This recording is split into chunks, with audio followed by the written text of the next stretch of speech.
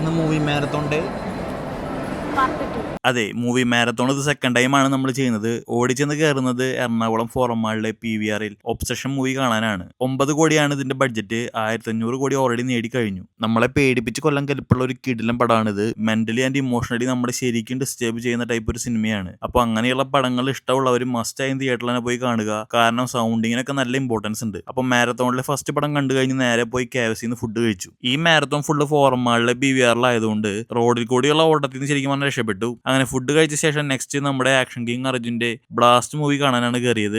എന്റെ മോനെ കിടിലൻ തിയേറ്റർ മൂവിയാണ്. ഫൈറ്റ് എന്നൊക്കെ പറഞ്ഞ അർജുൻ മാത്രമല്ല എല്ലാവരും തകർത്തു. എസ്പെഷ്യലി അതിൽ കാണിക്കുന്ന ഒരു വില്ലൻ ക്യാരക്ടർ ഉണ്ട്. കിടിലൻ സ്വാഗുള്ള ഒരു മനുഷ്യൻ. സൂര്യയുടെ ഈ ഒരു എക്സൈറ്റ്മെന്റ് കണ്ടാൽ നിങ്ങൾക്ക് കാര്യം മനസ്സിലാവും. ഒബ്സഷൻ മൂവി തന്ന ഒരു ഡിസ്റ്റർബിംഗ് മൂഡ് മാറാൻ ഈ സിനിമ നല്ലോണം ഹെൽപ്പ് ചെയ്തു. വല്ലാതെ ലോജിക്കിലേക്ക് പോവാതെ പേരിൽ പറയണ പോലെ ഒരു തിയേറ്റർ ബ്ലാസ്റ്റ് കാണാൻ പോവാം എന്ന മൈൻഡിൽ പോയി കാണാം. ബ്ലാസ്റ്റ് മൂവി കഴിഞ്ഞ് 20 മിനിറ്റിനുള്ളിൽ അടുത്ത പടം തുടങ്ങും. ആ ഗ്യാപ്പിൽ ഞങ്ങൾ പോയി ചായ സമൂസയും കട്ട്ലറ്റൊക്കെ കഴിച്ചു. എന്നിട്ട് വേഗം തിയേറ്ററിലേക്ക് പോയി. പക്ഷേ പടം ലേറ്റ് ആയാണ് തുടങ്ങിയത്. പടം മോളിവുഡ് ടൈംസ് ആയിരുന്നു.